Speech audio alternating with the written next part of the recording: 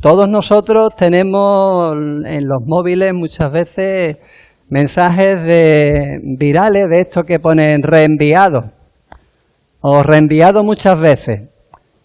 Yo soy sincero, de los reenviados muchas veces ni lo abro. De los reenviados, depende de quién me lo mande, lo abro o no lo abro.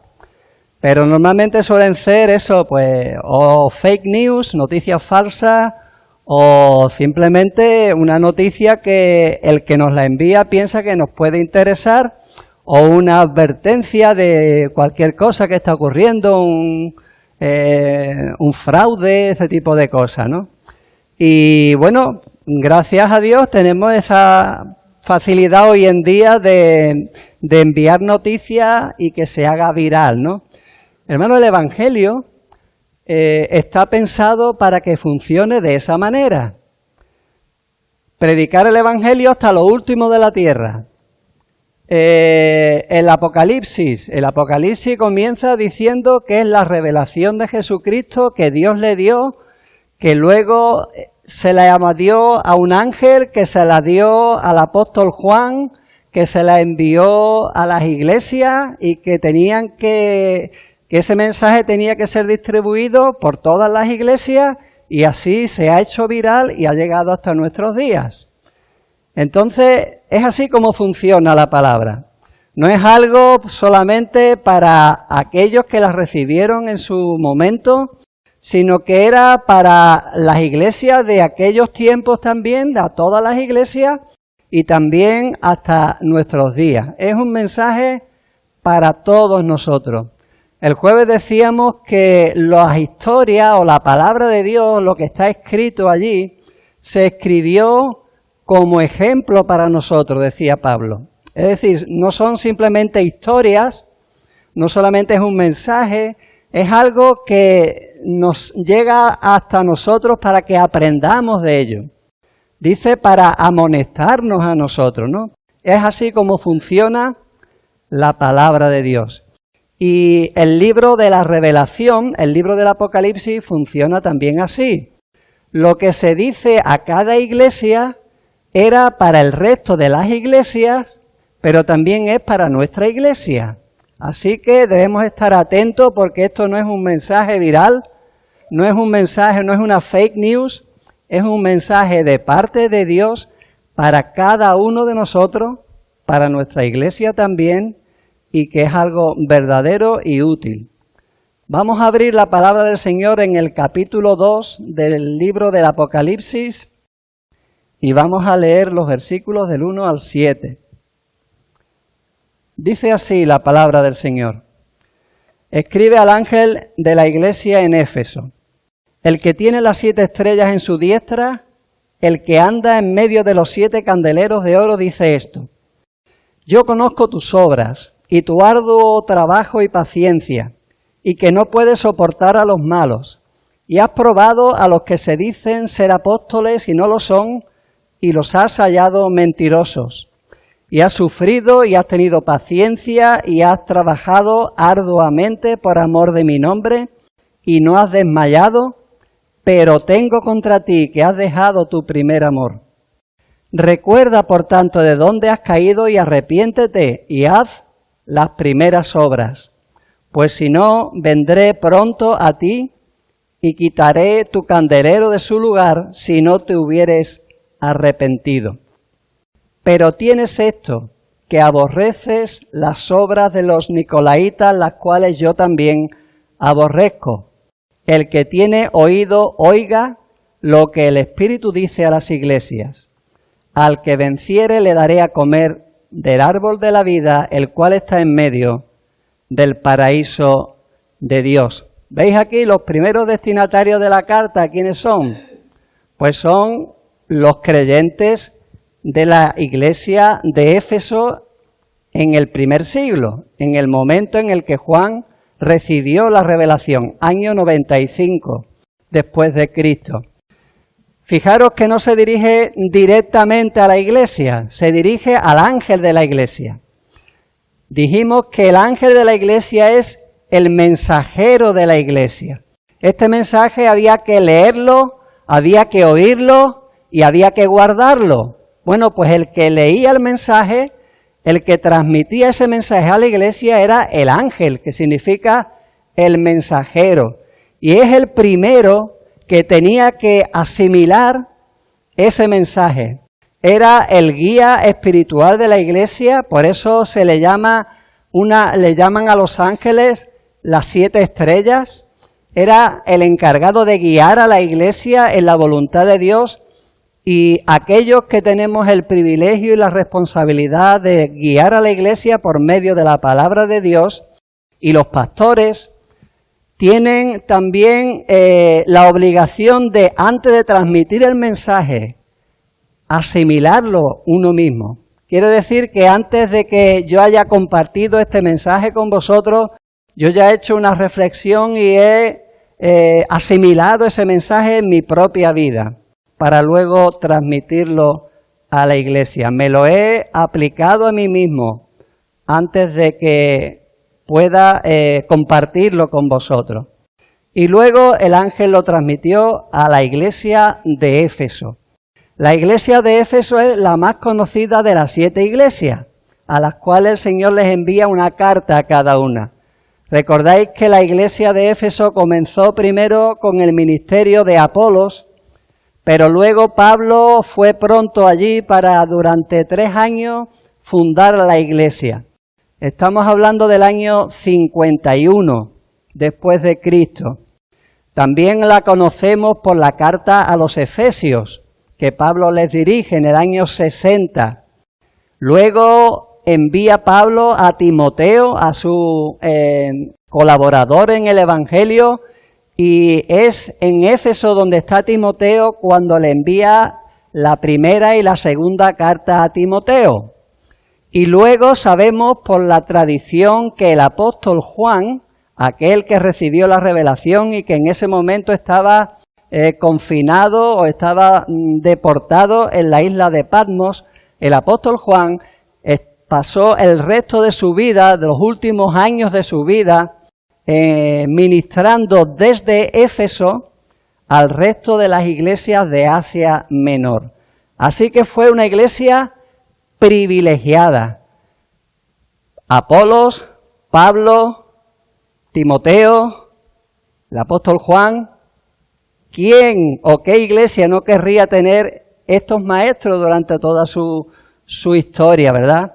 Habían pasado 45 años desde que comenzó la iglesia hasta que el Señor le envía esta carta. 45 años son muchos años, y en aquel entonces eran más años que ahora, hermano. ¿Por qué? Porque nosotros llegamos a 80, 90 frescos. 90 va a cumplir Juan, ahí lo tiene, fresco. Me gustaría llegar a esa edad con su frescura y con... Así da gusto. Pero en aquel entonces, hermano, la edad media estaba en los 60 como máximo. 60, los más fuertes a los 70. Así que habían pasado al menos ya 3 generaciones. 2, 3 generaciones desde que comenzó la carta. Y esta carta hace una fotografía de cómo se encontraba la iglesia de Éfeso 45 años después de que Pablo la fundara. Así que va dirigido primero a la iglesia de Éfeso en aquel momento, pero también va dirigido al resto de las iglesias de Asia Menor. El que tiene oído, oiga lo que el Espíritu dice a las iglesias. Y Jesucristo en el capítulo 1 le dice, escribe un libro y mándaselo a las 7 iglesias. Así que no solo es para Éfeso, era para las iglesias de aquel momento en Asia Menor. Están mencionadas en el capítulo 1 en el orden que seguiría un correo entregando la carta. Escribe un libro y envíesela a las 7 iglesias que están en Asia, a Éfeso, Esmirna, Pérgamo, Tiatira, Sardis, Filadelfia y Laodicea.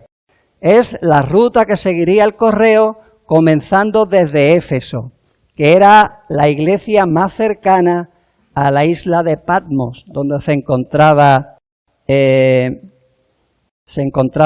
apóstol Juan. Pero hermano, también el mensaje se dirige a las iglesias de todos los tiempos. Cualquier iglesia que esté pasando por la circunstancia que él describe aquí, no solo en la iglesia de Éfeso, sino en el resto de las iglesias, se debe aplicar el mismo mensaje. Sus virtudes, sus defectos, la advertencia de no caer en los errores que ellos cayeron, es para todas las iglesias. De hecho, el que sean 7 iglesias denota perfección, lo completo, es lo que significa el número 7. Así que hace notar que es para todas las iglesias en aquel tiempo y hasta que el Señor venga. Y eso significa, hermano, que las iglesias locales, aquí no está hablando de la iglesia universal, del conjunto de los redimidos, está hablando de iglesias locales. La iglesia de Éfeso era una iglesia local como la nuestra. Bueno, pues las iglesias locales como la nuestra son importantes para el Señor. Y al Señor le preocupa cuando las iglesias no están haciendo las cosas como Él espera que las hagan. Y si nos preocupa a nosotros, mucho más le preocupa a Él, porque al fin y al cabo es su iglesia, no es la nuestra. Nosotros somos miembros de la iglesia, pero es el Señor de la iglesia. Así que Él tiene cuidado de las iglesias locales, pero también le preocupa cuando no se desvían de la verdad o está en peligro de hacerlo. Y también le pide cuenta a la iglesia local. No solo a cada creyente en particular, sino a nosotros como iglesia, el Señor nos evalúa, nos pone notas y nos pide cuenta. Así que va dirigida también a cada iglesia, en cada lugar, sea cual sea el tiempo en el que esté viviendo y las circunstancias. Pero también se dirige a cada creyente en particular. Esto es para mi iglesia, bien, pero es para ti, es para mí. El que tiene oídos para oír, oiga lo que el Espíritu dice a las iglesias. Quiere decir que es para los creyentes que tenemos oídos para oír. Y esto nos involucra o nos concierne a todos. Cada miembro de la iglesia es tenido en cuenta para evaluar la nota final que la iglesia saca. Hay miembros de la iglesia que suman a esa nota, pero también los hay que restan a esa nota. Y cada uno de nosotros se debe examinar de si somos de los que suman o de los que restan a la nota que nuestra iglesia saca. Ahí he puesto un esquema que también he compartido en el grupo de la iglesia, que nos va a ayudar a seguir el orden que el Señor sigue en cada carta a cada iglesia. Y los predicadores agradecemos al Señor cada vez que tenemos ya el orden de la predicación, un bosquejo inspirado de lo que el Señor nos da, ¿no? Ya está aquí el bosquejo de la predicación. Todas las cartas comienzan con una presentación, después hay un reconocimiento, hay un reproche, hay una exhortación, hay una advertencia con las consecuencias de no atenderla, y hay una promesa al que venciere. Con excepciones, ese es el esquema que el Señor usa en cada iglesia, en cada carta. Y nosotros vamos a seguir ese mismo orden en la predicación. El remitente de la carta, el remitente de cada carta es Jesucristo. Jesucristo es el que envía no solo el mensaje a las iglesias, sino el mensaje de la revelación. La revelación es de Jesucristo. Es Él el que le dice a Juan, escribe las cosas que has visto. Pero también hay un papel importante del Espíritu Santo. Ese gran olvidado que nosotros nunca debemos pasar por alto, el Espíritu Santo. Es verdad que Él, por su propia personalidad, juega un papel, secundario, pero no menos importante. El que tiene oído, oiga lo que el Espíritu dice a las iglesias. Este mensaje es enviado por Jesucristo, pero aplicado por el Espíritu, y lo entenderemos aquellos que tenemos oídos para oír, porque el Espíritu hace también su obra y su trabajo en nosotros. ¿Recordáis, hermanos, cuando el Señor dice, os conviene que yo me vaya?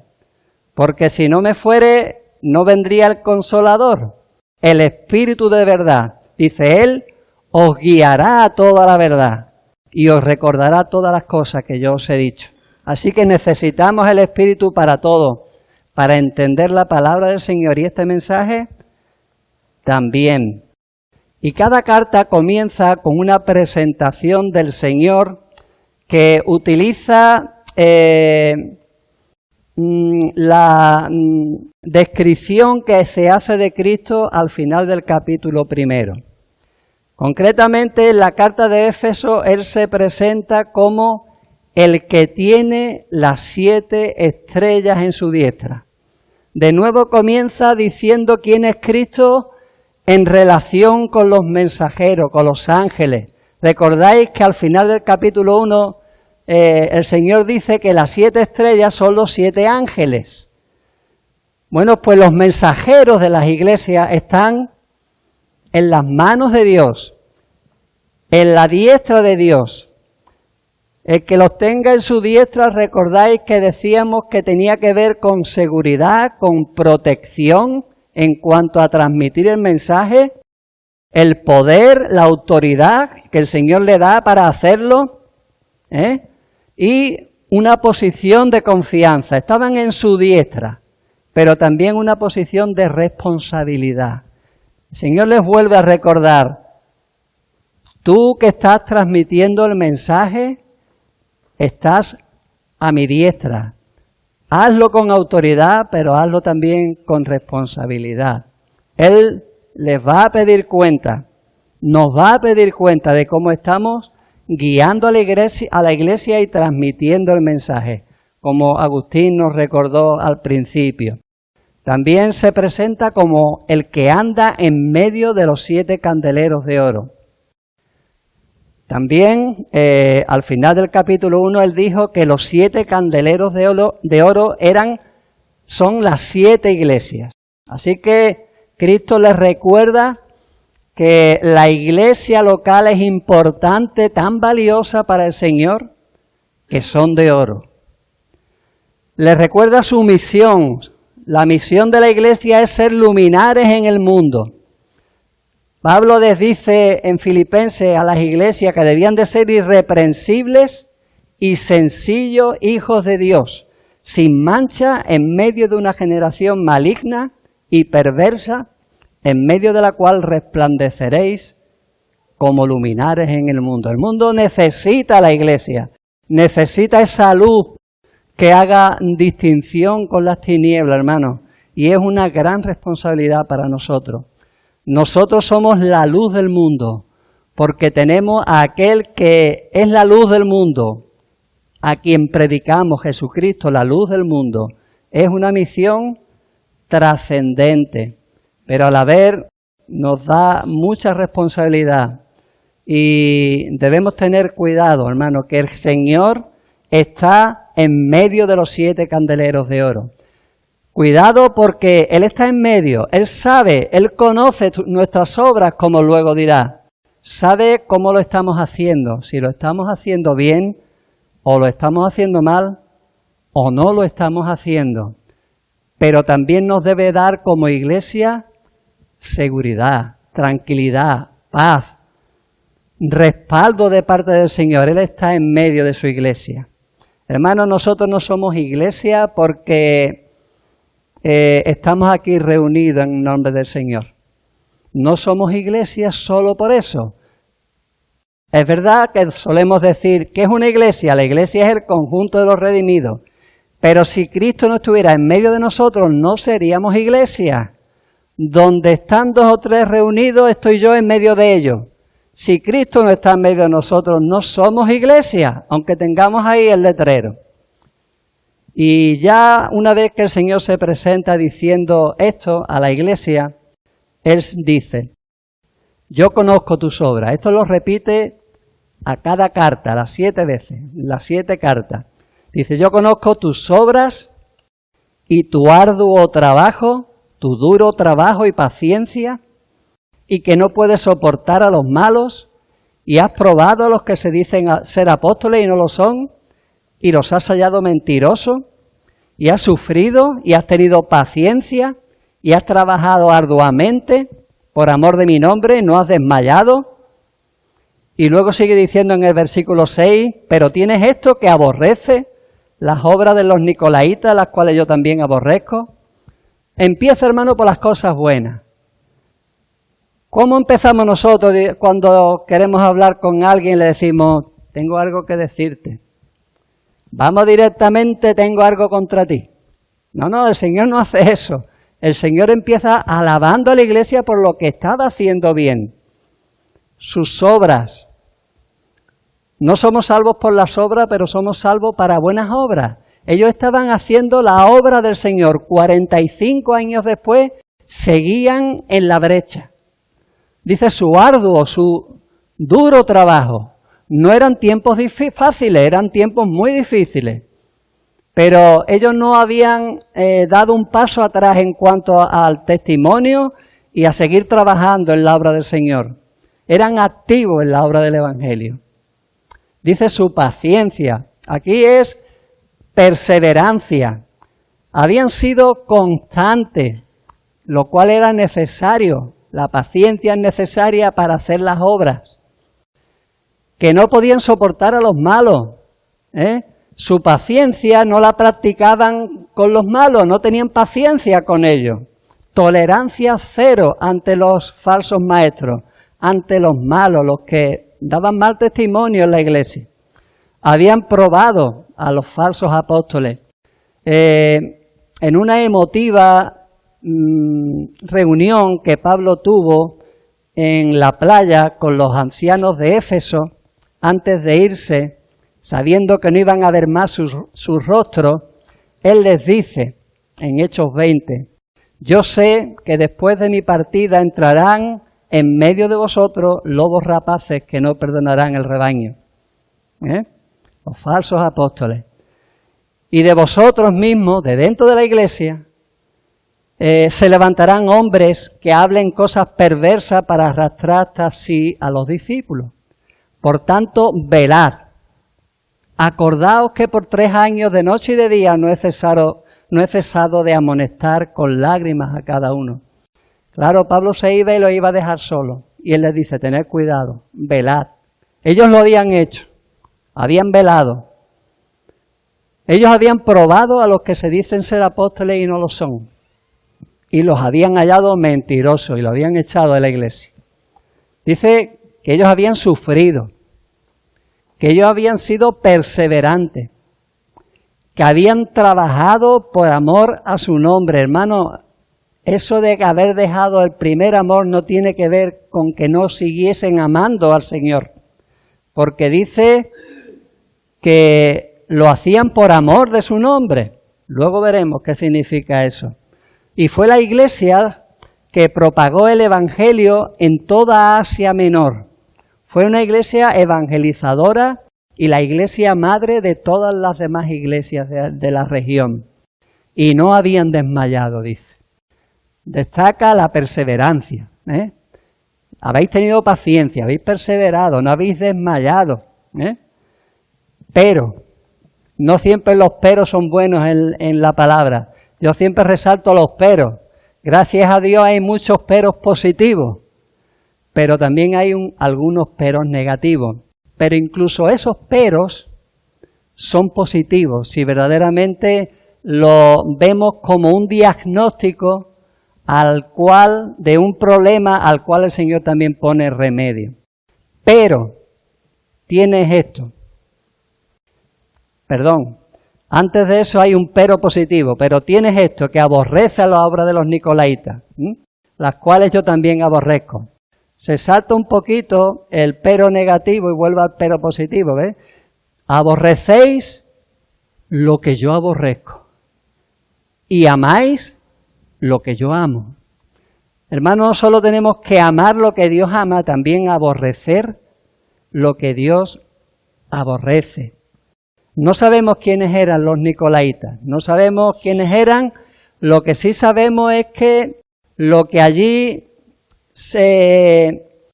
era obras, se convirtió en doctrina en la iglesia de Pérgamo. Las obras de los nicolaitas que aborrecieron los de Éfeso se convirtió en doctrina en Pérgamo por no aborrecerlo y dejarlos en la iglesia. Las falsas doctrinas, hermanos, siempre comienzan con malas obras no aborrecidas a tiempo, por la permisividad. Ellos no lo hicieron. El Señor dice, los que amáis a Jehová, aborreced el mal. Y también Dios es justo y Dios está airado contra el impío todos los días. Abominación son a Jehová los perversos de corazón. Hermanos, nosotros debemos hacer lo mismo. Amar lo que Dios ama, aborrecer lo que Dios aborrece.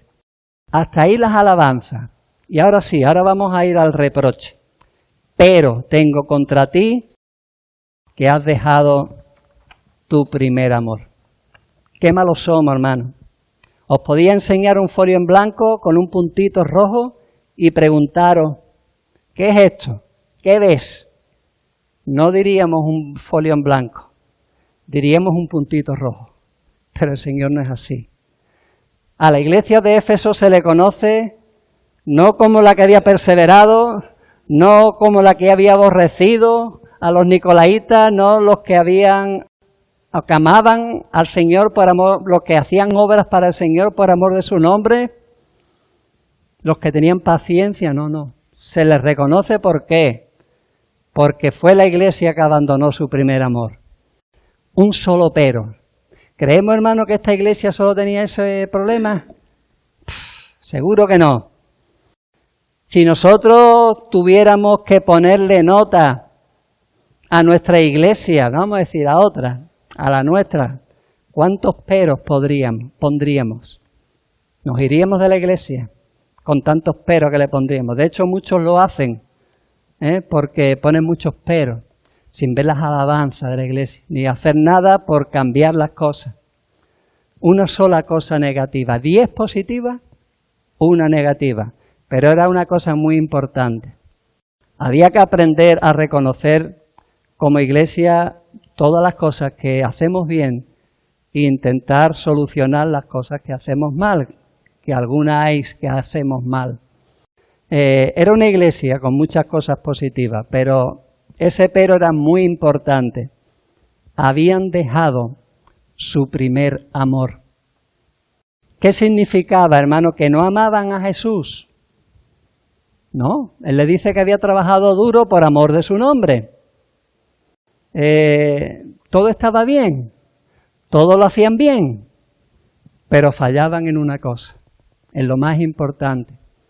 Fallaban en la motivación que les llevaba a hacer las cosas. No que no amaran a Jesús, pero no le amaban como al principio. Imaginaros que yo le digo a mi mujer que tengo confianza y la puedo usar de ilustración cada vez que quiera, porque tengo el copyright. Imaginaros que yo le diga a mi mujer, te quiero con toda mi mente, te amo con toda mi mente. Qué feo, ¿no? Qué frío. Te quiero con toda mi mente porque es razonable que te quiera, por las cosas que hace conmigo, por lo bien que guisa, por lo bien que me cuida, porque eres mi ayuda idónea. ¿Por qué más? Porque me das compañía, ando yo solo, me tienes paciencia, es que te tengo que querer, con toda mi mente. Frío, ¿no? Te amo con toda mi mente. Queda mal. Pero si le digo te amo con todo mi corazón, vamos mejorando, ¿verdad? Y si te digo que te amo con toda mi alma, bueno. Y si te digo que le amo con todas mis fuerzas, es así, hermano, como debemos amar al Señor. No podemos amar al Señor un poquito. Tenemos que amarlo con todo nuestro ser. No solo con toda nuestra mente, porque es verdad que nuestro culto es racional, tenemos motivos para amar al Señor porque Él es Dios, pero también con todo nuestro corazón, con toda nuestra alma, con toda nuestra mente, pero viene al final, hermano, y con toda nuestra fuerza. No un poquito, sino con todo. Y ellos habían perdido esa visión del principio. Al principio, hermano, sabemos que cuando uno se convierte, ama al Señor no porque eres Dios, sino es mi Dios porque le amo. Yo no amo a mi esposa porque es mi esposa porque le amo. El Señor, yo no lo debo amar porque es Dios, sino es mi Dios porque yo le amo. Es algo que no tiene que ver con quién es Él, sino con quién es Él para mí. Eso es amar a Dios, pero hermano, podemos caer en la rutina. El Señor quiere que le amemos como Él nos ama. Quiere que le amemos con todo nuestro corazón, con toda nuestra alma, con toda nuestra fuerza, con toda nuestra mente. Porque Él nos amó así. Y no nos amó así al principio, sino dice que habiéndonos amado a los que estaban en el mundo, nos amó hasta el fin. Desde el principio hasta el fin. Él es el que nos amó, dice el capítulo 1, y nos limpió de nuestros pecados con su sangre.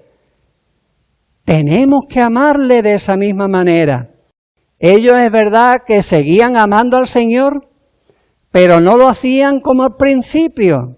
No tenían ese entusiasmo, ese enamoramiento por el Señor, y casi que hacían las cosas por inercia. Y cayeron en la rutina, sin dejar de amar al Señor, pero no lo amaban como al principio. Habían pasado 45 años.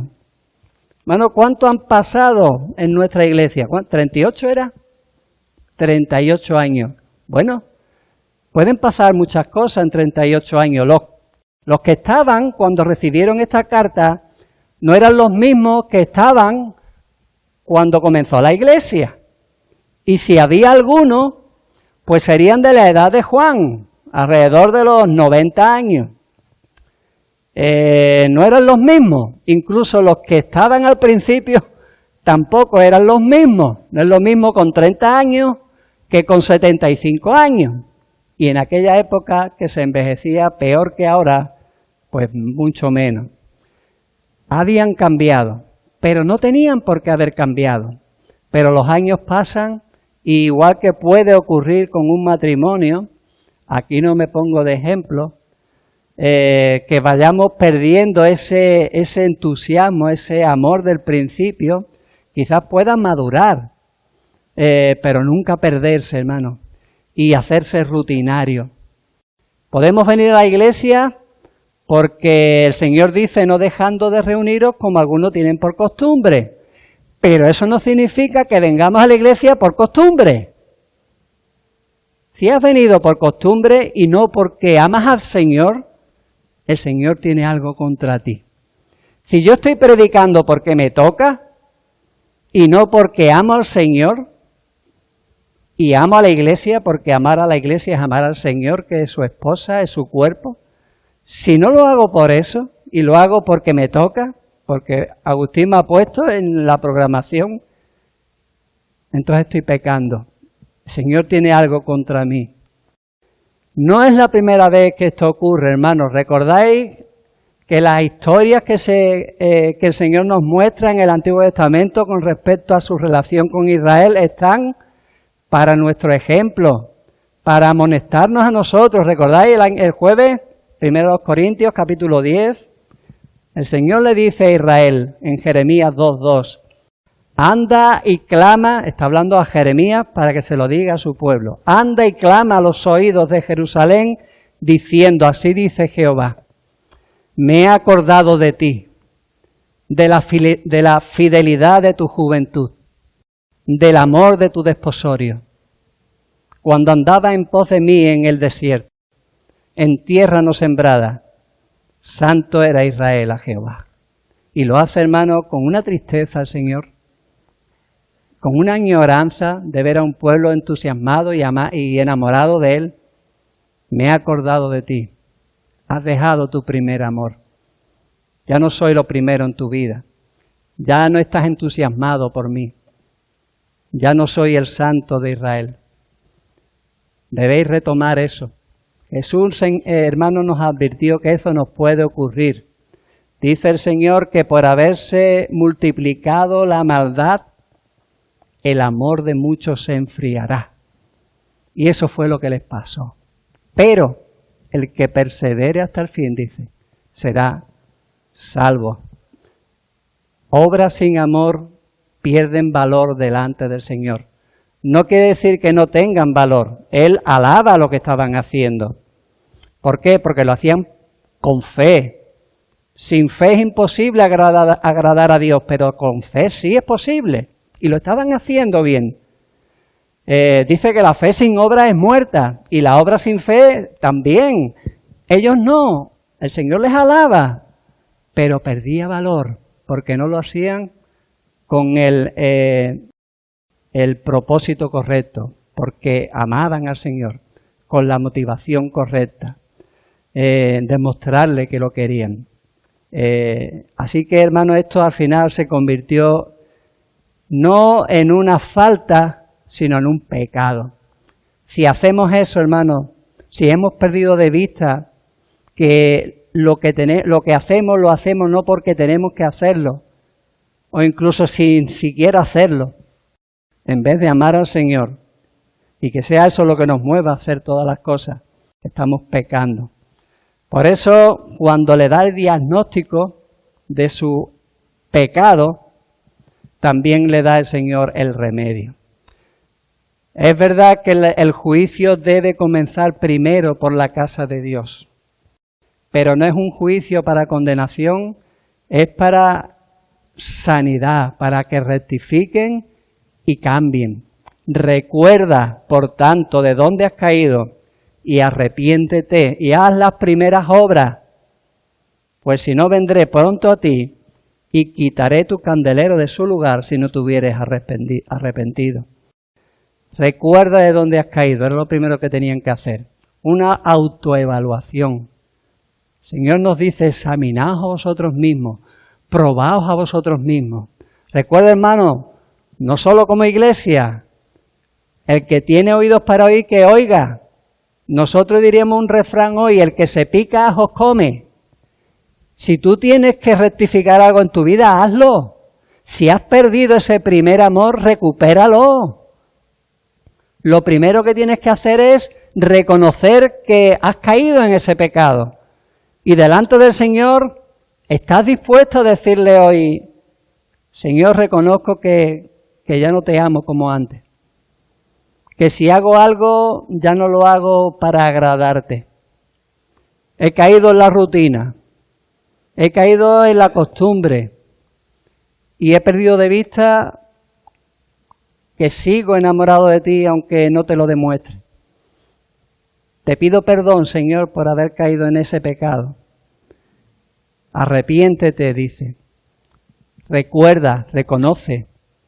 Y arrepiéntete y cambia de mente. No vale solo decir, es verdad, me he equivocado. Como siempre recuerdo, del cazador de elefantes. Es verdad, me he equivocado, no volverá a ocurrir. Bueno, no lo cumplió. Nosotros debemos cumplir, hermanos. El arrepentimiento tiene que ver con cambiar de mente, cambiar de corazón y cambiar de actitud delante del Señor. Y haz las primeras obras, esas obras que estaban motivadas por un amor al Señor total. Las primeras obras, las obras del principio, con ese entusiasmo que teníais como iglesia, con ese entusiasmo del nuevo creyente, que se comía la palabra de Dios, que pasaba tiempo orando al Señor, que disfrutaba de la presencia del Señor, que disfrutaba de los cultos, que no venía para ser edificado, sino para edificar a otros, que no venía para ser servido, sino para servir a otros. ¿Por qué? Por amor al Señor. ¿Somos tan ardientes como al principio, hermano? ¿O nos hemos dejado llevar por la rutina? ¿Podría ocurrir que eso esté pasando aquí? 37, 38 años después. ¿Hay algo en nuestra vida que debe cambiar? Porque nuestra vida no va a cambiar hasta que cambiemos nosotros. ¿Hay algo en nuestra iglesia que creéis que debe cambiar? No espere que cambie al hermano de al lado. Empieza por cambiar tú mismo. Empieza por cambiar tú mismo. El Señor, recuerda, no les reprende para condenarles, sino para que pongan remedio. Hermano, Dios es un Dios de segunda oportunidades y tiene mucha paciencia con su iglesia, con su pueblo. Pero su paciencia, que es infinita, recordábamos el jueves, que aunque es infinita, Él pone límites a su paciencia. Y a veces pensamos eso, que como no pasa nada, pues seguimos pecando, seguimos desobedeciendo, haciendo las mismas cosas. ¿Y el problema cuál es? Que nos confiamos. Y no sabemos, hermano, el límite de la paciencia de Dios, hasta dónde Él lo ha colocado. ¿Dónde ha puesto Dios el límite para su paciencia? No lo sabemos. Estamos jugando con fuego. ¿Por qué? Porque podemos traspasar ese límite sin darnos cuenta. Dice, si no, vendré pronto a ti y quitaré tu candelero de su lugar si no te hubieres arrepentido. Le dio un plazo, que no sabíamos cuánto, pero le dijo que habría un límite para su paciencia. Y quizás seguiría siendo la iglesia de Éfeso una iglesia porque lo ponían en la entrada, pero el Señor de la iglesia ya no estaba allí. Ocurrió, hermano, hace poco vi las ruinas de la iglesia de Éfeso en un documental en el que supuestamente estaba la tumba del apóstol Juan y también la tumba de María, la madre de Jesús. Y eran ruinas. Llegó a ocurrir eso, hermano. El Señor quitó su candelero de su lugar. Dejó de ser luz. Siguió teniendo el nombre de iglesia, pero el Dios, el Señor de la iglesia, ya no estaba en medio de ellos. Y no hay iglesia sin Cristo. Dejaron de ser luz y de ser también testimonio. Pero también, hermanos, hay una promesa. Una promesa ya individual, personal a cada uno de los miembros de la iglesia. El que tiene oído, oiga lo que el Espíritu dice a la iglesia, a las iglesias. El que venciere, le daré a comer del árbol de la vida que está en medio del paraíso de Dios. No debes esperar que los demás cambien. No debes irte a otra iglesia. Debes cambiar tú y ayudar a la iglesia y a los demás a cambiar. Pero tú el primero. La verdad de Dios primero tiene que ser entendida antes de aplicarla a nuestra vida. Por eso dice, el que tiene oído para oír, oiga. Y hermanos, nosotros si somos creyentes, si somos cristianos, si tenemos el Espíritu, tenemos oído para oír. Dice Pablo que nadie conoció las cosas de Dios sino el Espíritu de Dios. Nosotros no hemos recibido el Espíritu del mundo, sino el Espíritu que proviene de Dios. Tenemos al Espíritu, tenemos oído para oír, lo entendemos. Pero ¿lo vamos a hacer? ¿Estamos dispuestos a hacerlo? Agustín lo volvió a recordar al principio. No solamente oír. La bienaventuranza está en leer, oír y obedecer. Guardar las cosas que están escritas en este libro. La promesa es para los verdaderos creyentes. El que venciere, le daré a comer del árbol de la vida que está en el paraíso de Dios. El árbol de la vida fue vetado para que nadie pudiera acercarse y tomar de su fruto.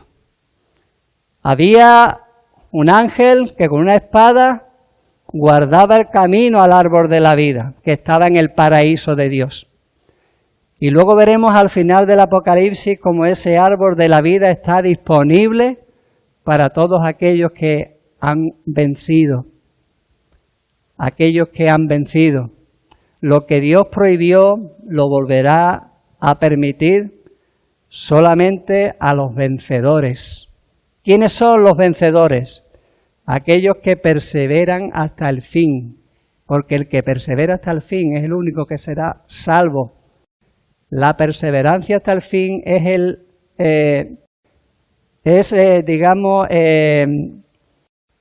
la garantía de un cristiano verdadero. Hermano, ¿le das la importancia a tu iglesia que el Señor le da? ¿La cuidas? ¿Estás dispuesto a cuidarla como Él la cuida? ¿Estás pendiente de tu iglesia como el Señor lo está? ¿Te preocupa lo que al Señor le preocupa? ¿Eres consciente de que el Señor está en medio de esta iglesia? ¿Sabes que Él conoce tus obras y las mías, las nuestras? ¿Sabes que somos un cuerpo en Cristo, que lo que tú hagas me afecta a mí y lo que yo haga te afecta a ti para bien o para mal? Dios nos ve como un cuerpo, que no podemos decir lo que algunos dicen, yo qué sé, yo no he sido. ¿Recordáis a Daniel en el capítulo 9? Hemos pecado, hemos hecho impíamente. Él podía decir, bueno, han pecado, pero yo no. No, era un cuerpo en Cristo. Lo que tú haces me afecta a mí y lo que yo hago te afecta a ti para bien o para mal. ¿Cuántas obras dignas de alabanza estás aportando a tu iglesia? ¿Cuántas dignas de reproche? ¿Estás sumando o restando a esa nota? ¿Podrás decir, Señor, que sigues con un arduo trabajo, trabajando duro, teniendo paciencia, perseverando, que le amas, no solo su nombre, sino con todo tu corazón, con toda tu alma, con toda tu mente, con toda tu fuerza, como al principio? Y si no es así, ¿estás dispuesto a ver de dónde has caído? ¿Arrepentirte y hacer las primeras obras? Para eso, hermano, no hay edad. Hay que tener ese entusiasmo por Cristo que teníamos al principio, como iglesia y como creyente. Lo contrario es ofensivo para el Señor. Es un amor no correspondido. ¿Cuándo fue la última vez que estuviste dispuesto a aceptar la reprensión de alguien y te arrepentiste? ¿Cuándo tuviste la humildad, por última vez, después de la palabra del Señor, mostrarte algo que tenías que cambiar? ¿Cuándo lo hiciste por última vez? ¿Formas parte de los que vencen? Que no son los más fuertes, son los que reconocen dónde has caído y se arrepienten. ¿Estás seguro que el Señor te va a abrir las puertas del paraíso para que comas del árbol de la vida? El Señor se la va a abrir solo a los que vencieren.